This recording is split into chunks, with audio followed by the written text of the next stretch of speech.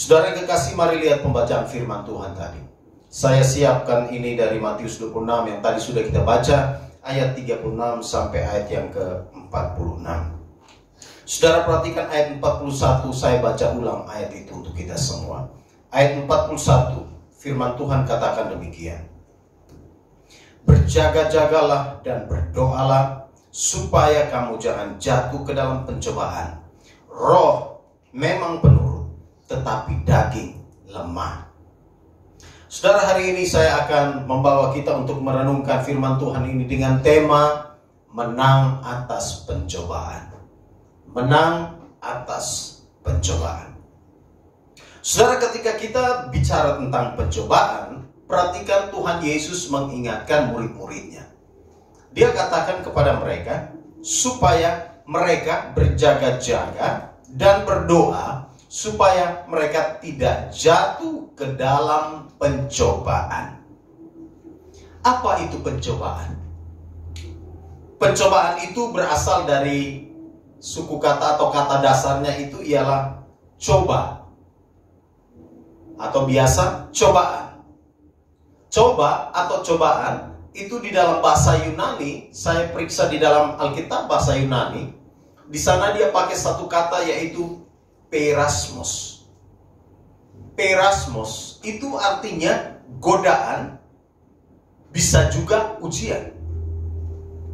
Jadi ketika kita bicara tentang pencobaan, itu kita bicara tentang godaan, bicara juga tentang ujian.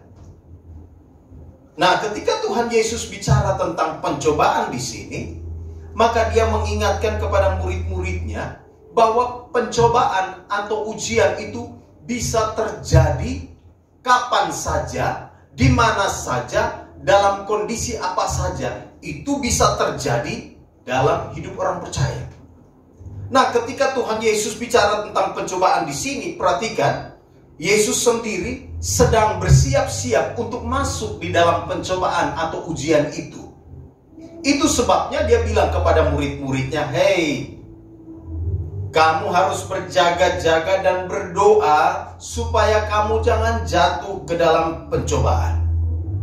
Tadi saya katakan bahwa pencobaan itu bisa berupa situasi sulit, bisa berupa sakit penyakit, bisa berupa masalah ekonomi, bisa berupa pekerjaan yang rumit, bisa berupa perlakuan yang tidak adil, bisa juga berupa hubungan dalam masa muda, hubungan percintaan.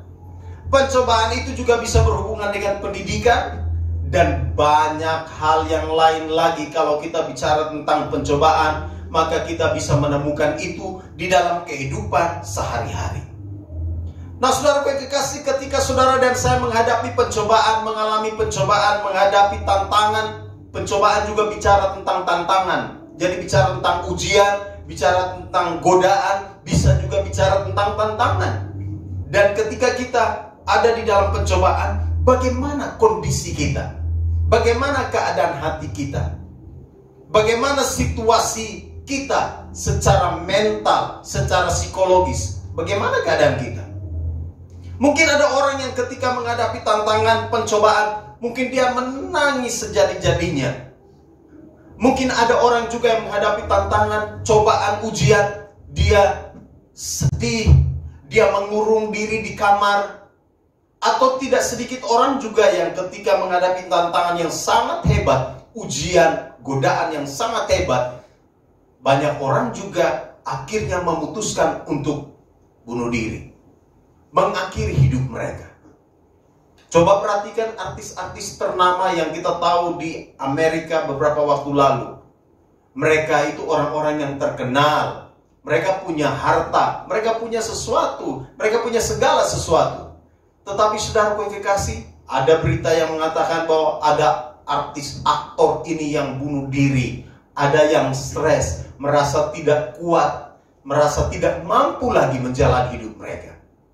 Tapi saya mau pastikan kepada kita semua bahwa sebagai orang percaya, sekalipun kita mengalami pencobaan, tapi pasti kita akan mengalami kemenangan. Karena Tuhan yang menolong kita, dan Tuhan yang memberikan kepada kita kemenangan.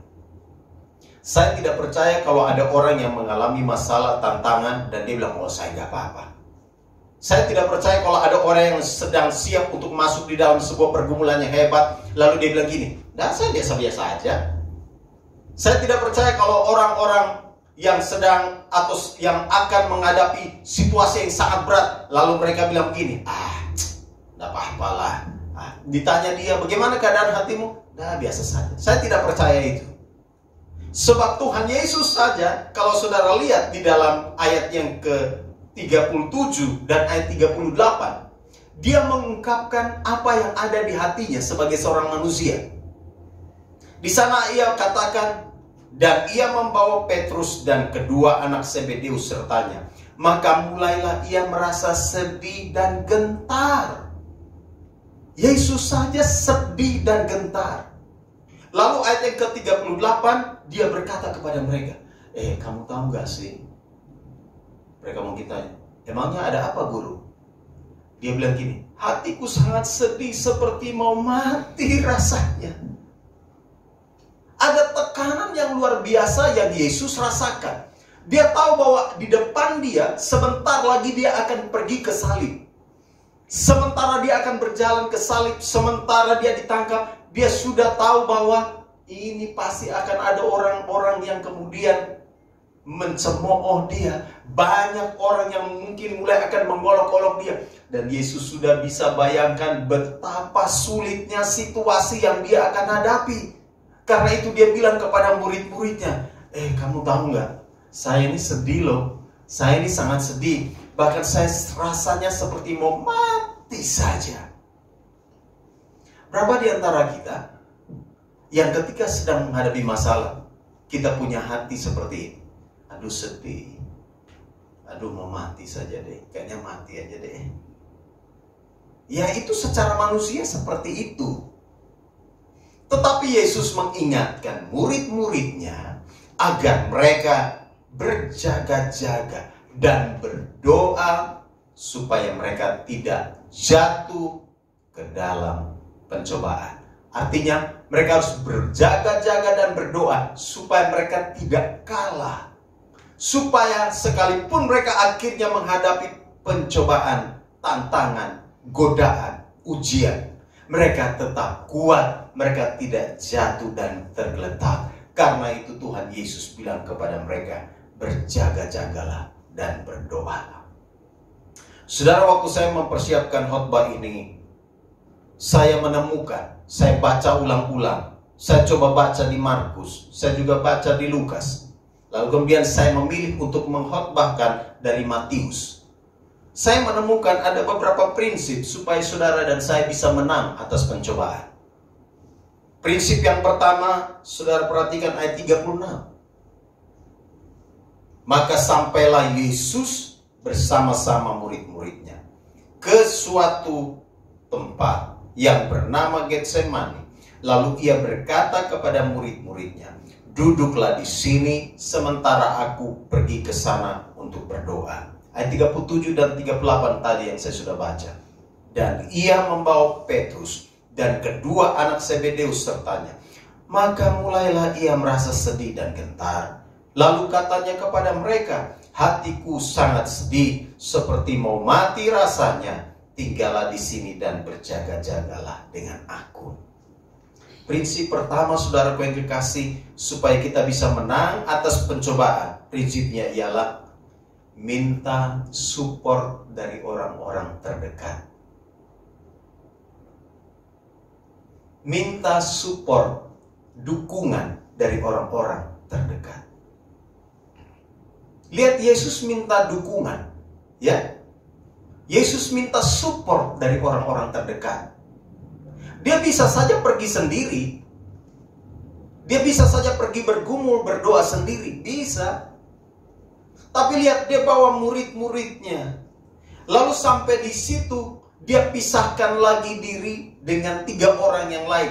Dia ajak orang-orang yang lain yang terdekat. Petrus, anak Zebedeus itu siapa? Anak Zebedeus itu siapa? Siapa? dia membawa dua anak Zebedeus, namanya Yakobus dan Yohanes. Jadi Petrus, Yakobus, dan Yohanes dibawa oleh Yesus. Mereka sudah ada di dalam kelompok kecil. Lalu ketika mereka ada di dalam kelompok kecil, Yesus sharing bebannya. Yesus sharing apa yang dia sedang rasakan. Yesus bahkan minta support. Yesus minta support dari mereka. Dia bilang begini, tinggallah di sini dan berjaga-jagalah dengan aku. Saudara yang kekasih, Yesus pergi ke satu tempat yang namanya Getsemani. Saudara tahu arti Getsemani? Tahu arti Getsemani? Getsemani itu dalam bahasa Aram ada dua suku kata, Gad dan Semen. Getsemani dari bahasa Aram saya periksa itu ada dua suku kata, Gad dan Semen. Artinya tempat pemerasan minyak. Saudara, Yesus ada di sana. Dia membawa murid-muridnya dan dia pergi ke sana untuk berdoa.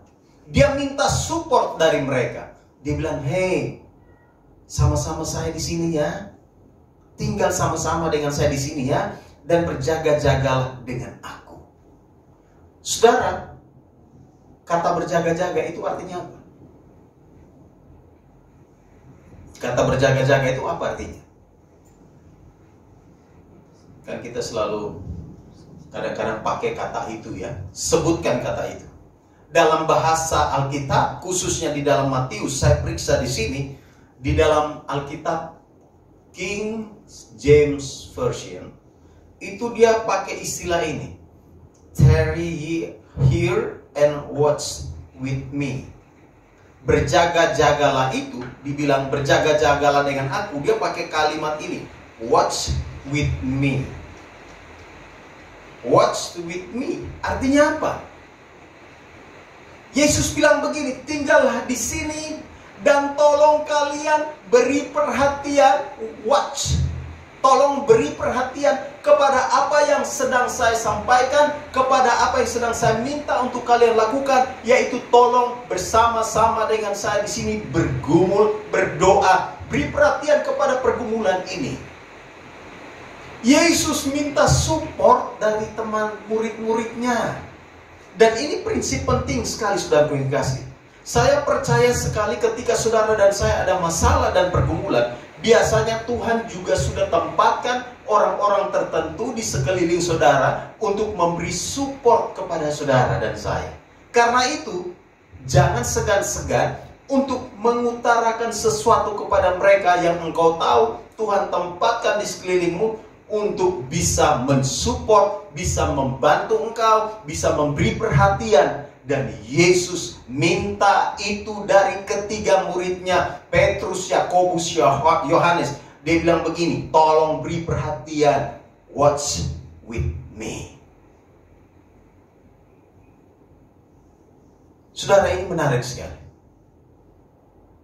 Supaya saudara dan saya bisa menang atas pencobaan, pelajaran penting di sini ialah sharing sesuatu dengan orang-orang yang engkau tahu Tuhan percayakan dia di sekelilingmu untuk paling tidak berdoa bagi engkau. Amin. Jangan berusaha tanggung sendiri seperti sok Superman, sok Wonder Woman, dan engkau akan stres sendiri. Yesus memberikan pelajaran penting ini. Dia tidak bilang gini, sorry, gua ini kan guru, ngapain gua sharing dengan kamu. Wah, nanti mereka bilang, katanya guru hebat. Sedih juga ya, memati rasanya ya. Ada orang yang tidak mau sharing pergumulannya karena dia merasa dia hebat. Betul nggak? Kadang-kadang kita terjebak di situasi ini. Ketika kita ada masalah, ketika kita ada pergumulan, kita bilang, saya bisa tanggung sendiri. Ya udah, nggak apa-apa. Tapi ada situasi tertentu, memang engkau perlu orang lain untuk menopang engkau, minimal dia mendoakan engkau. Yesus bilang kepada murid-muridnya, Yesus minta support dari mereka. Yesus minta dukungan. Yesus tahu bahwa ini berat sekali. Perjalanan ke salib itu begitu berat. Dan Yesus bilang, tarry ye here and watch with me.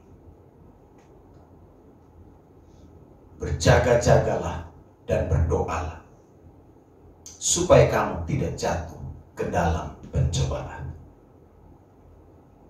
Yang kedua, supaya saudara dan saya bisa menang atas pencobaan-pencobaan dalam hidup ini. Ayat 39, perhatikan. Maka ia maju sedikit, lalu sujud dan berdoa, katanya, ya Bapakku, jikalau sekiranya mungkin, biarlah cawan ini lalu daripadaku. Tetapi janganlah seperti yang ku kehendaki, melainkan seperti yang Engkau kehendaki. Yang kedua, prinsip penting supaya saudara dan saya bisa menang atas pencobaan. Prinsipnya ialah berserah total dalam doa. Berserah total dalam doa. Ingat, Yesus sudah bilang kepada murid-muridnya, dia sudah minta support dari murid-muridnya. Dia sudah minta dukungan mereka. Dia bilang, watch with me. Tolong beri perhatian kepada apa yang sedang saya sampaikan. Tolong beri perhatian kepada pergumulan yang akan saya hadapi ini. Dan tolong berjaga-jagalah dan berdoalah untuk hal itu. Tapi Yesus tidak. Kemudian, ya sudah ada yang berdoa buat saya kan. Sudah ada yang support saya. Kemudian Yesus tidak berdoa. Tidak. Yesus sekalipun sudah menyampaikan isi hatinya kepada murid-muridnya. Toh dia pun sendiri harus berdoa. Dia pun sendiri harus bergumul dalam doa. Banyak kali saya menemukan orang-orang yang keliru di prinsip ini. Saya pernah berbicara dengan beberapa orang. Mereka bilang, yang penting kan Pak Pendeta sudah berdoa. Doa Pak Pendeta manjur, udahlah. Kalau saya tidak berdoa juga nggak apa-apa kok. Yang penting Pak Pendeta sudah berdoa, pasti pergumulan saya akan selesai. Saya bilang, iya, pendeta berdoa, tapi kau juga harus berdoa. Amin. Kadang-kadang orang berpikir keliru. Dia berpikir saya sudah sharing kepada teman-teman di sekeliling saya, mereka sudah berdoa buat saya, ya puji Tuhan. Pasti pergumulan saya selesai dan saya bisa menang atas semua pencobaan. Lalu dia santai-santai, lalu dia tidak berdoa. Tidak seperti itu. Yesus, dia sudah sharing beban-beban pergumulannya. Dia sudah sharing isi hatinya. Dia sudah sampaikan kepada murid-muridnya, watch with me. Tapi dia kemudian sendiri juga maju, sujud dan berdoa kepada Bapaknya. Berserah di dalam doa, berserah secara total dalam doa itu penting. Di dalam doa ada banyak masalah-masalah dan pergumulan kita yang akan diselesaikan oleh Tuhan dengan caranya. Kadang-kadang kita pakai cara kita, kalkulasi ini. Oh, kalau ada masalah, nanti cara solusinya begini, strateginya begini.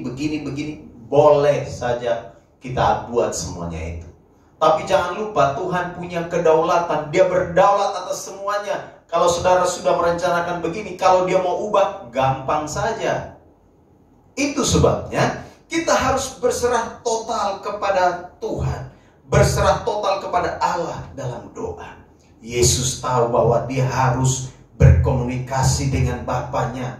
Yesus tahu bahwa dia harus menyampaikan isi hatinya kepada Bapaknya. Yesus tahu bahwa di dalam doa dia pasti akan mengalami kekuatan dan kemenangan. Karena itu Yesus berdoa. Berserah total dalam doa itu penting. Nanti saudara baca sendiri, saya tidak akan jelaskan di sini. Paralel dari bagian ini ada di Lukas 22 ayat 39 sampai 46. Waktu Yesus berdoa, itu Alkitab katakan bahwa ada seorang malaikat yang datang kepada Yesus.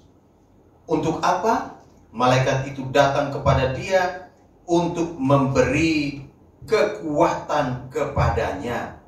Perhatikan di dalam Lukas itu, saudara yang kasih. Lukas 22 itu menarik sekali. Ini ada hubungannya dengan pembacaan kita. Ada seorang malaikat yang datang di dalam ayat yang ke-43 dari Lukas 22. Saya baca ayat 42 dari Lukas. Ya Bapakku, jikalau engkau mau, ambillah cawan ini daripadaku, tetapi bukanlah kehendakku, melainkan kehendak-Mu lah yang terjadi. Maka seorang malaikat dari langit menampakkan diri kepadanya untuk memberi kekuatan kepadanya. Ia sangat ketakutan dan makin bersungguh-sungguh berdoa. Peluhnya menjadi seperti titik-titik darah yang bertetesan ke tanah. Yesus, perhatikan ayat ini. Malaikat menampakkan diri di langit dan memberi kekuatan kepadanya. Kenapa? Tadi saya sudah sampaikan. Yesus sedih dan mau mati rasanya. Untuk menanggung dosa seluruh dunia itu tidak gampang. Untuk memikul semua dosa, hukuman maut, tidak gampang. Itu sebabnya Yesus sedih, ada rasa takut. Karena ingat, dia Allah, dia Tuhan 100%, tapi dia juga manusia 100%. Itu sebabnya dia merasakan ketakutan. Makanya dia datang kepada Bapaknya dan dia berdoa. Dia berserah total. Dan Alkitab berkata, ada malaikat yang menampakkan diri dan memberi kekuatan kepadanya. Di dalam penyerahan total kita kepada Allah dalam doa, saya percaya ada kekuatan dari Tuhan untuk menolong saudara. Ada kekuatan dari Tuhan untuk menyelesaikan masalah di hati saudara dan saya. Ada kekuatan dari Tuhan. Ada penghiburan dari Tuhan. Dan itu sebabnya kita harus berserah secara total di dalam doa. Saudara, Yesus menegur murid-muridnya. Dia berharap mereka watch with me, dia bilang tadi. Dia berharap mereka berjaga-jaga dan berdoa, mensupport dia, memberi perhatian khusus kepada apa yang Yesus sampaikan. Tetapi ternyata murid-muridnya memilih untuk tidur. Yesus kembali. Dia katakan begini, ayat yang ke-40 Matius 26. Tidakkah kamu sanggup berjaga-jaga 1 jam dengan aku? Dia bilang, saya ajak kalian ke sini tuh bukan untuk tidur, bos. Saya ajak kalian datang ke sini tuh untuk sama-sama kita bisa bergumul. Kenapa kalian tidur? Masa 1 jam saja kamu tidak bisa beri waktu itu, beri waktumu untuk bisa berada bersama-sama dengan saya dalam doa? Tapi Yesus lihat mereka memang sudah ngantuk.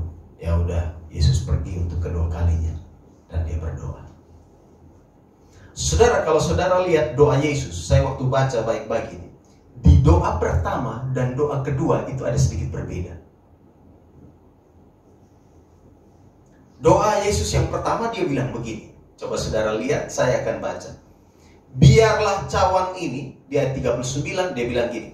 Ya Bapakku, jikalau sekiranya mungkin, biarlah cawan ini lalu daripadaku, tetapi janganlah seperti yang ku kehendaki, melainkan seperti yang engkau kehendaki. Doanya yang kedua, perhatikan saya baca. Ya Bapakku, jikalau cawan ini tidak mungkin lalu, kecuali apabila aku meminumnya, jadilah kehendak-Mu. Doa pertama itu seperti ada tawar-menawar Yesus dengan Bapaknya. Betul? Dia bilang begini, jika sekiranya mungkin biarlah cawan ini lalu daripadaku. Maksudnya dia bilang, Tuhan, kalau boleh cawan ini dosa saya minum, dosa saya tanggung, lalu saja, biarkan dia berlalu. Janganlah. Tapi dia juga masih bilang, tetapi janganlah seperti yang ku kendaki, melainkan seperti yang engkau kendaki. Tapi di doa kedua tidak seperti begitu lagi. Dia tahu bahwa kehendak Bapa atas dirinya, dan dia bilang begini, ya Bapakku, jikalau cawan ini tidak mungkin lalu, kecuali apabila aku meminumnya. Dia bilang, oke Bapa, sekarang saya tahu bahwa cawan ini tidak mungkin lalu. Cawan ini tidak mungkin akan pergi dari saya. Penderitaan ini tidak mungkin akan lewat. Saya harus minum. Itu ayat itu katakan. Kecuali apabila aku meminumnya. Jadilah kehendakmu. Ya Tuhan, dia tahu. Dia bilang, ya Bapa, aku tahu. Kehendakmu supaya aku minum cawan itu. Kehendakmu supaya aku masuk di dalam penderitaan itu. Ya udah, tidak apa-apa. Memang aku harus meminumnya. Di dalam doa, di dalam berserah total kepada Allah dalam doa, di sana kita dapat mengerti. Di sana Allah akan memberikan kepada kita pengertian. Apakah ini kita harus tanggung atau tidak? Apakah ini akan lewat? Apakah ini tidak akan menimpa kita? Atau itu akan menimpa kita? Di dalam doa kita pasti akan diberikan pengertian oleh Allah. Saudara dan saya berdoa supaya kita tidak kena COVID. Betul, saya selalu berdoa untuk begitu. Tapi kalau Tuhan izinkan saudara kena, ya itulah kehendaknya. Saudara sudah menerapkan semua protokol kesehatan. Saya sudah menerapkan semua protokol kesehatan. Satu hari di rumah mungkin cuci tangan ada sekitar 50 kali. Di dalam rumah, saya coba-coba hitung. Satu hari saya cuci tangan itu berapa puluh kali. Sampai tangan ini kerut semua. Tapi kalau Tuhan izinkan itu terjadi kepada saudara, gak apa-apalah. Dia juga pasti akan melindungi kita. Yang penting kita sudah melakukan semua yang terbaik. Bukan hanya COVID saja, tetapi ada hal-hal yang lain. Saudara bergumul, tadi saya sudah katakan untuk pencobaan, masalah yang ada, tantangan-tantangan yang ada. Mungkin ada pergumulan-pergumulan lain yang saudara dan saya sedang gumuli. Lalu kita bilang, Tuhan, kalau boleh ini penderitaan ini lalu, kalau boleh masalah ini lalu daripada saya, kalau boleh masalah ini jangan menimpa saya. Tapi Tuhan bilang, enggak, saya mau kamu alami. Saya mau masalah itu kamu hadapi. Saya mau masalah itu menimpa kamu. Ya sudah, kalau memang Tuhan bilang saya harus menghadapi itu, doanya kita seperti Yesus. Ya, sekiranya mungkin ya memang ini tidak lalu, ya sudah, saya akan minum. Saya akan hadapi. Bagaimana saudara tahu itu? Saudara dan saya bisa tahu ketika saudara dan saya berserah secara total dalam doa. Di dalam doa kita akan mengerti kehendak Allah. Kalau saudara sedang bergumul untuk sesuatu yang rumit dan sulit, Alkitab bilang cari jawabannya di dalam doa. Di dalam doa saudara akan mengerti, Tuhan akan membuka pikiran saudara, Dia akan memberikan pengertian kepada saudara dan saya, dan kita pasti akan mengerti dengan benar. Karena itu saudara yang kekasih, berserah secara total dalam doa. Tidak sanggupkah engkau berjaga-jaga dengan aku 1 jam? Berapa jam doa kita kalau kita berdoa selain hari Sabtu? Di rumah kita saudara masing-masing, berapa banyak waktu kita berdoa? Saya subuh-subuh sudah bangun berdoa. Kadang-kadang kalau terbangun di sekitar jam 3 atau setengah 4, saya udah tarik kaki dari kasur, dari ranjang, sandarkan badan, mulai berdoa. Biar kain masih ada di situ, berdoa. Selesai berdoa, keluar ruang tamu, baca Alkitab. Selesai baca Alkitab, masuk lagi, bangunin anak-anak, berdoa lagi sama-sama. Kalau doa itu dilakukan dengan sepenuh hati, maka 1 jam itu bukan waktu yang lama. Betul? Itu sama seperti ketika saudara jatuh cinta kepada seseorang, maka waktu engkau bicara dengan dia baru 1 jam, kayaknya sudah selesai 1 jam ya. Rasa-rasanya kok cepat banget. Waktu saudara dan saya ada di dalam hubungan yang luar biasa mesra dengan Tuhan, maka waktu 1 jam itu tidak lama. Yesus bilang kepada murid-muridnya, tidak sanggupkah engkau berjaga-jaga dengan aku 1 jam? Maka lihat, ketika pencobaan itu datang, ketika tantangan itu datang, mereka semua lari meninggalkan Yesus. Mereka jatuh. Petrus bahkan menyangkal Yesus. Betul? Itu sebabnya mengapa kita harus berserah secara total dalam doa. Karena di dalam doa kita akan melihat, mengerti apa yang Tuhan mau untuk kita lakukan. Dan Yesus ingatkan kepada murid-muridnya, berjaga-jagalah dan berdoalah supaya kamu jangan jatuh ke dalam pencobaan. Yang ketiga, saudara yang kekasih, perhatikan. Prinsip yang ketiga supaya saudara dan saya bisa menang atas pencobaan. Ayat 40-44 tadi saya sudah baca. Saya baca ayat yang ke-43. Dan ketika ia kembali pula, ia mendapati mereka sedang tidur, sebab mata mereka sudah berat. Ayat 45, sesudah itu ia datang kepada murid-muridnya dan berkata kepada mereka, tidurlah sekarang dan istirahatlah. Prinsip supaya saudara dan saya bisa menang atas pencobaan. Jaga hati agar tidak kecewa. Jaga hati agar tidak kecewa. Saya akan jelaskan ini. Secara manusia seharusnya Yesus bisa kecewa. Dia ajak ini 3 orang datang sama-sama untuk berdoa, mereka tidur. Secara manusia Yesus bisa kecewa. Saya kan minta perhatian kalian, watch with me. Saya minta perhatian kalian. Tapi kenapa kok kalian seperti cuek? Kalian seperti tidak anggap. Kalian seperti mengabaikan. Yesus bisa saja kecewa. Tapi Yesus tidak membiarkan semua itu masuk di hatinya. Dia tidak membiarkan hatinya diisi dengan kekecewaan. Pernahkah saudara minta tolong seseorang? Saudara tahu itu sahabat terbaikmu. Saudara tahu bahwa, dia waktu susah, saya tolong dia. Tapi begitu engkau susah, waktu engkau minta tolong dia tidak melakukan sesuatu kepadamu. Dan itu, apakah itu membuat saudara kecewa atau tidak? Waktu dia susah, kita tolong dia nih. Tapi begitu giliran kita yang susah, kita minta tolong dia. Dia bilang, sorry, maaf ya, saya nggak punya waktu. Atau dia cuek aja, ngomong dengan kita seperti ini. Yesus bilang, masa kamu nggak bisa jaga-jaga dengan saya 1 jam? Masa kamu nggak bisa beri perhatian? Mereka tidur. Wah, itu secara manusia kita bisa kecewa. Tapi ingat, jangan biarkan rasa kecewa itu ada di dalam hati. Sebab itu hanya akan membuat saudara dan saya kalah. Yesus tidak membiarkan itu. Yesus tidak membiarkan kekecewaan karena murid-muridnya tidur terus.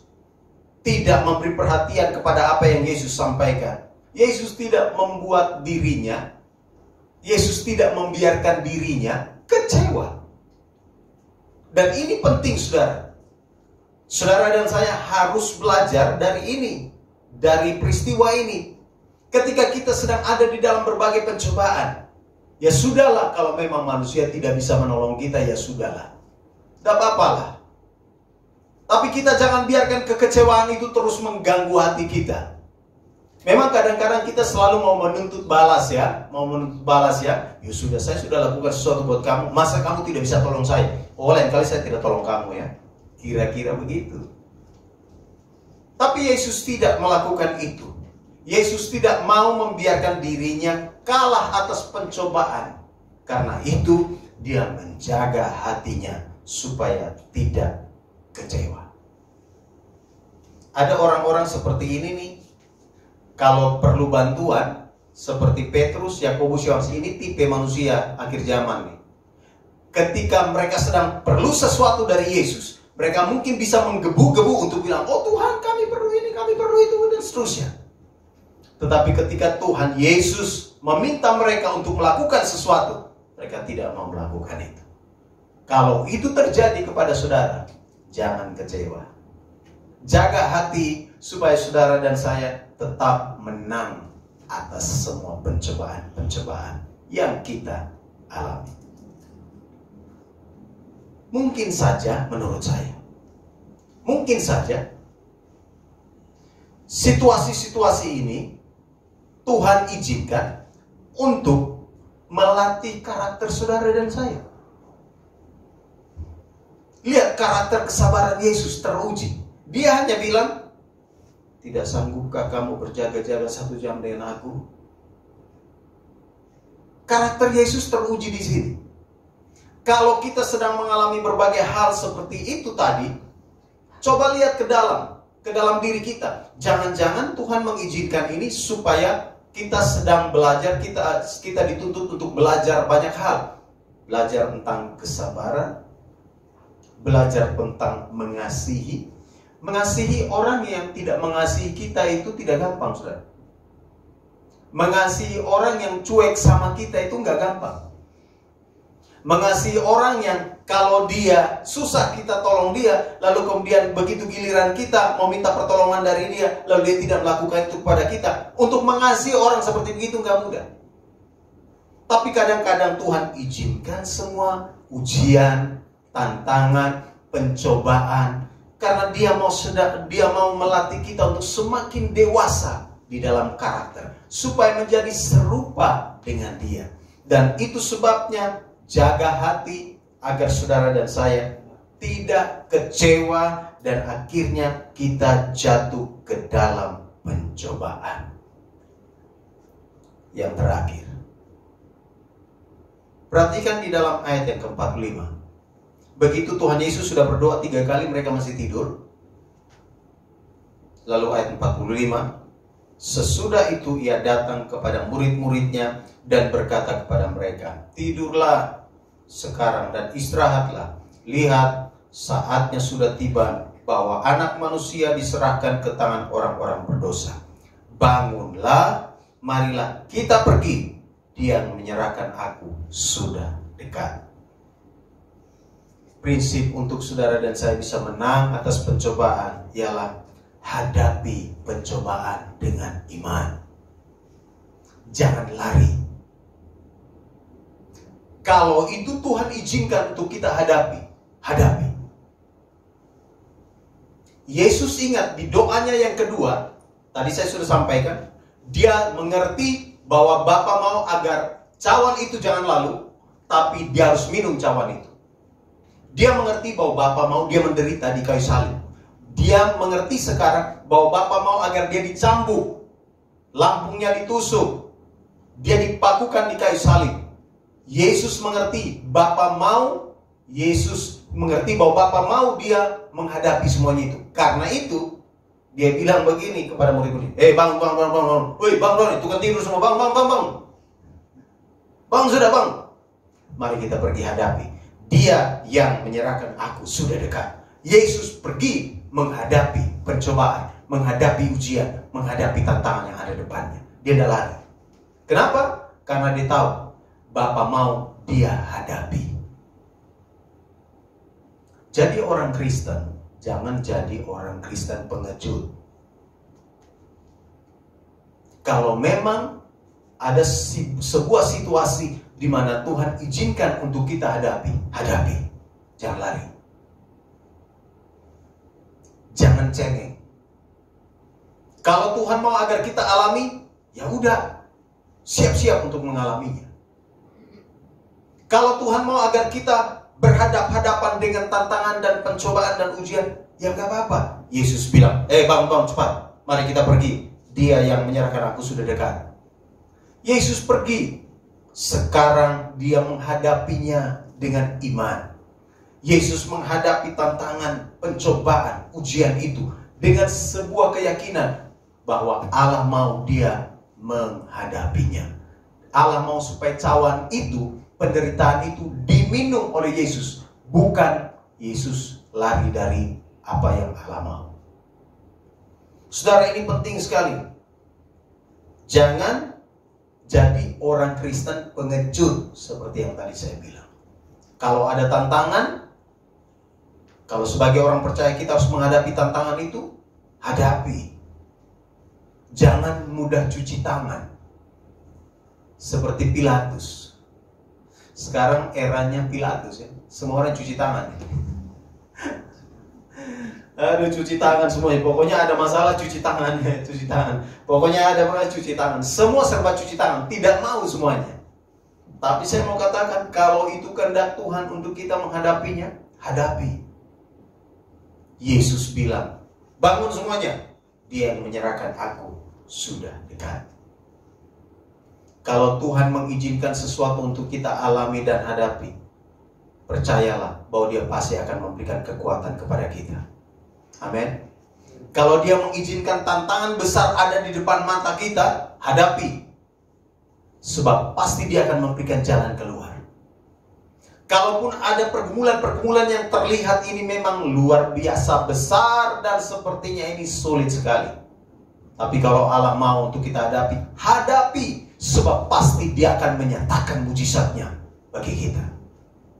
Dia tidak akan membiarkan saudara dan saya dikalahkan oleh berbagai tantangan, pencobaan, dan ujian iman. Tapi Dia akan membuat saudara dan saya menjadi lebih dari pemenang. Memang waktu Yesus ditangkap, banyak orang pikir, kalah dia. Waktu Dia diseret, banyak orang pikir, wah, guru, kalah dia. Wah, katanya bisa buat mujizat, sekarang kalah. Tapi begitu Yesus bangkit, semua mata tertuju kepada Dia. Bahkan orang-orang yang mengolok-olok Dia pun, para prajurit-prajurit yang berjaga-jaga di kubur itu pun berkata, memang benar Dia ini anak Allah. Ketika saudara dan saya menghadapi semua tantangan, pergumulan, pencobaan, ujian, karena Tuhan menghendaki saudara dan saya menghadapinya, saya percaya Dia akan mengangkat saudara dan saya, membuat saudara dan saya, menyatakan mujizat buat saudara dan saya. Dia akan mengangkat kita semakin tinggi, mengatasi setiap pergumulan-pergumulan kita. Dan itu akan menjadi kesaksian bagi sekeliling kita. Luar biasa, saudara. Orang-orang yang mengerti bahwa masalah, pergumulan, beban, semua tantangan itu adalah bagian dari proses Tuhan, maka orang-orang itu akan menyikapinya dengan cara yang berbeda. Dan ini yang paling penting, saudara yang kekasih, tema kita hari ini. Ketika saudara dan saya ada di dalam pencobaan, tantangan, jangan cepat-cepat mengambil keputusan dan kesimpulan. Berdoa dulu. Kalau ada sesuatu yang sulit terjadi di dalam hidupmu, jangan cepat-cepat buat keputusan dan kesimpulan. Berdoa dulu. Jangan cepat-cepat menghindar dari masalah dan pergumulan itu. Berdoa dulu. Jangan-jangan Tuhan mau engkau hadapi. Jangan menghindar. Jangan-jangan Tuhan mau engkau tetap ada di situ. Jangan pergi. Karena itu berdoa baik-baik. Berdoa. Dalam doa, di sana kita akan mengerti apa maunya Tuhan. Itu yang paling penting. Kiranya firman Tuhan hari ini menguatkan kita semua.